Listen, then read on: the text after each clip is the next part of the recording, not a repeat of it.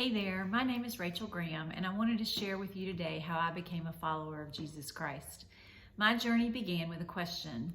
I grew up in a Christian home and learned about how much Jesus loved me and how God had created me, and I knew stories from the Bible.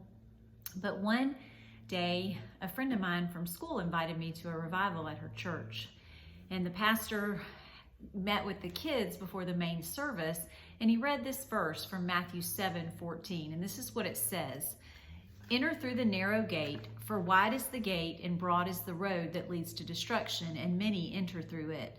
But small is the gate and narrow the road that leads to life, and only a few find it." As a kid, those verses caught my attention because I was picturing in my head a very wide road like an interstate, but also because I grew up in the country, the narrow roads that barely two cars could even pass on. And then he asked this question: which road are you on? Well, I didn't know. And so he went on to explain that the people on the wide road were people that might not believe in God, or people that didn't know that God loved them and wanted a relationship with them. But the wide road also included people that thought just being a good person would get them into heaven. Or maybe because their grandfather was a preacher, or they knew they went to church a lot, that they'd probably be okay. But also on that wide road were people who had decided they didn't want a relationship with God. He said that people on the narrow road realized that they were separated from God because of their sin.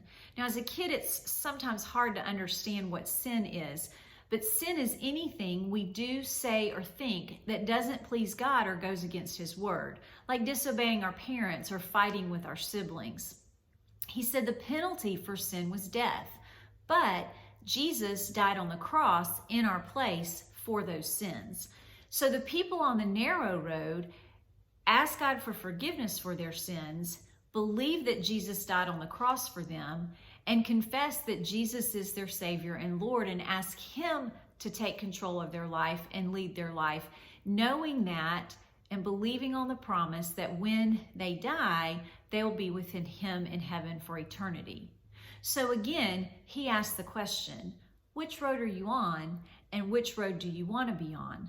Well, I knew at that moment, as a small child, that I wanted to be on the narrow road. I wanted to be forgiven, and I wanted to live with Jesus in eternity.